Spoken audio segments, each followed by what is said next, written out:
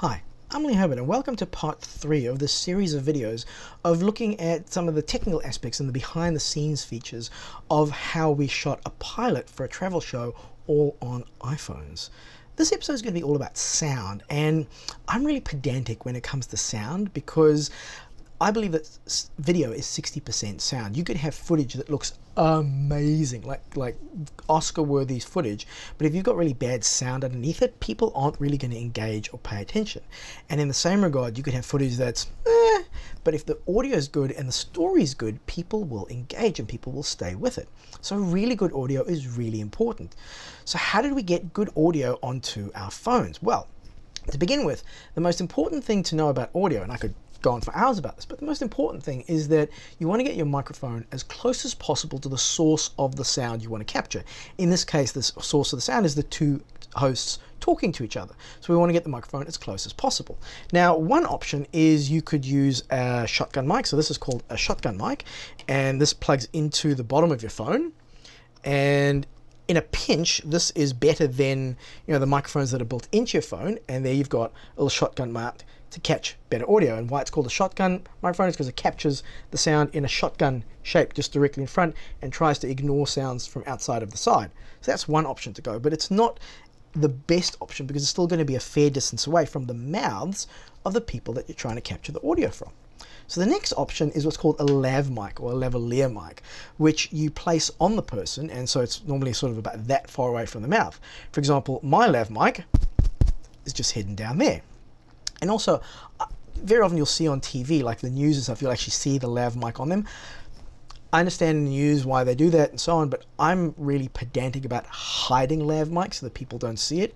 The reason for this is I feel that when you see the mic, it kind of takes the audience out of the magic of ignoring that this is all filmed and they just get engaged in the story. So any sort of aspects that you can take away from it, so if people don't see the gear or the lights or the mics, they can just focus on the story. So that's why it's important for me to hide it. The challenge with hiding it though is that you can very often, if you're hiding and someone's moving around a lot, you'll get clothes rustling or the cable will get pulled and you'll hear that as well. So there's some challenges there. And also this is on a phone, so how do we get a lav mic onto a phone? Now, normally in a situation you would use little wireless transmitters and receivers to pick up that lav mic, but the way that the iPhone works, it's not going to receive that directly if you just sort of plug it straight in. Rode make a really cool product called the Rode Link. Saramonic also make a really cool thing very similar to this, where you can plug this is wireless transmitter, wireless receiver. The microphone's built in here, but you can plug the lav into that. The challenge with this getting into a phone though is if you go just straight in from the cable from the receiver into there, it won't go. So you've got to go via this little adapter. So basically you need the adapter, the receiver. You then probably have to put your phone in a case that can hold them. So that's going to hold in like that. That's just going to dangle like that. That's going to be attached to the phone. Already you can see my challenge with this. It's not really small and unobtrusive. It's getting a bit mangly. So I didn't want to go with that sort of solution because it didn't look right. Again, I wanted to be as au naturel as possible with the phone. So the next option that I found, and this is really cool, is a thing called an Instamic. So there you go. That is the Instamic. It's got a really clever little attachment thing. So again, to hide the mic, that's a ridiculously powerful magnet. And so if you want to put this on someone, you can just put it on the inside. I'm just putting it on the outside. You can see it. You can put it on the inside as well. Put the magnet on the side, and hey presto, you've got a microphone on the person.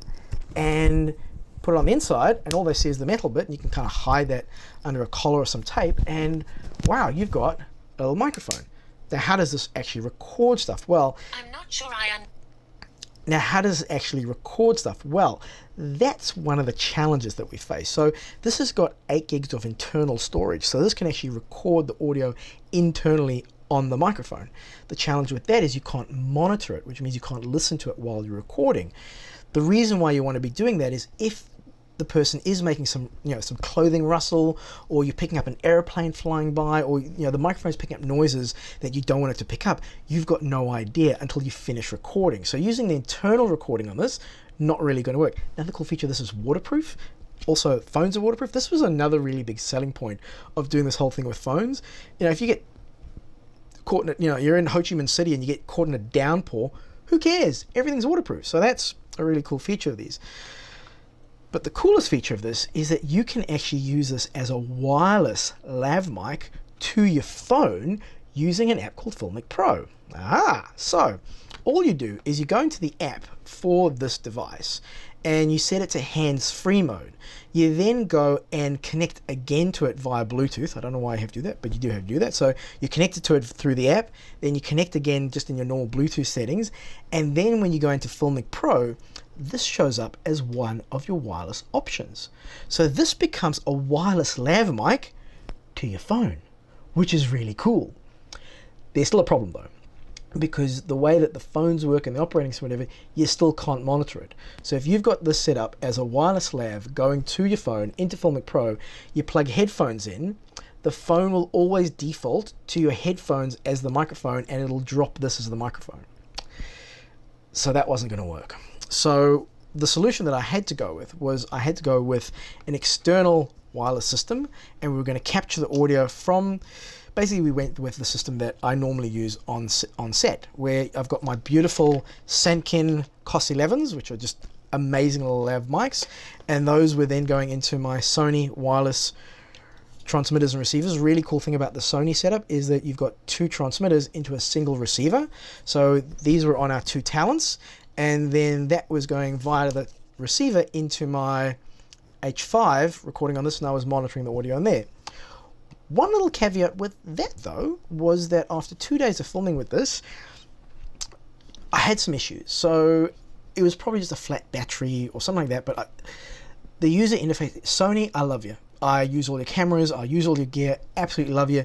Your user interface sucks like you cannot believe. It is so not user friendly, and when there are if you use it day in day out, which I do, but when things go wrong, the user interface on this is not user friendly where I can just go in and work out what's happening. So we were on the second day of shooting. We got sort of like towards the end of the day, we had like two more scenes. No, we had one more scene to shoot that day.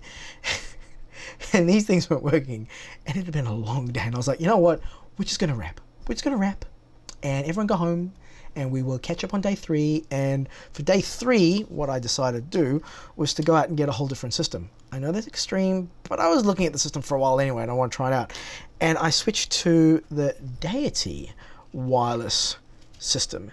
And this, very similar, you got two transmitters, one receiver. The user interface on this, very cool, very easy to work out. When things didn't really go wrong, but if things did go wrong, not a problem at all. So very, very cool little system. One little reason why I would still use the Sony ones as well of these, so I would have the Sonys and the Deity, and I would use them interchangeably, is the Sonys are a true wireless band, so these work on radio frequencies, so less chance of interference, and you can change the band if you're getting interference or anything like that. These work on the same frequency as Wi-Fi. So if you're in a place with tons of Wi-Fi, you could get so much interference that it doesn't work. Now, I use these in the CBD in Melbourne, didn't have an issue, but I think, if I was in, the middle of Ginza in Tokyo, you might have some issues with these. So these are fantastic. These are amazing. I really love, the packs look small, and these were so easy to use. These work really well, but not as easy to use. Take your pick. I can do detailed reviews of both if you want me to.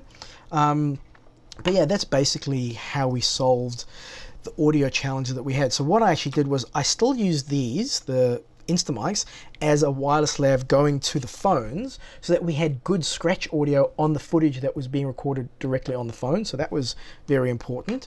But then as well, I had my good Sanken COS 11s hidden on my Talent, either going into my Sonys on the first 2 days and then going to my Deity on the last day.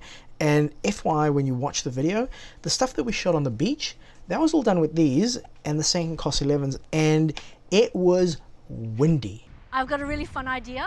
Let's do a panorama shot. Right, nice long one. Yes, definitely.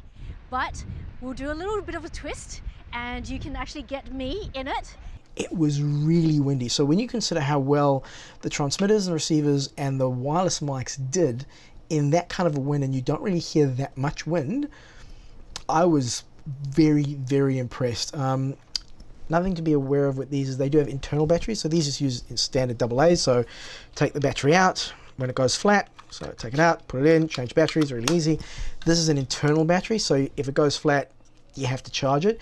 You can just charge it via USB, so you charge it on, you know, battery pack to use with your phones. So I've got one battery pack, well, 2 battery packs per crew member, and you can charge your phone, your mics, what have you. Also, obviously, the Instamics can charge off of the battery packs as well, but unless you carry 1 or 2 battery packs, and those can recharge everything. So I like my toys, but yeah, I was really impressed with how well everything worked on the day. And yeah, that's pretty much how we got the audio issues or audio challenges, how we overcame the audio challenges on this little project. So hope that was helpful to you. Hope some of those made sense. If you'd like to know more, if you'd like to see more, let me know in the comments. Be sure to subscribe, like if you liked, down thumb in if you didn't like, but let me know in the comments constructively why, and I will try to address those concerns. And yeah, we'll catch you next time.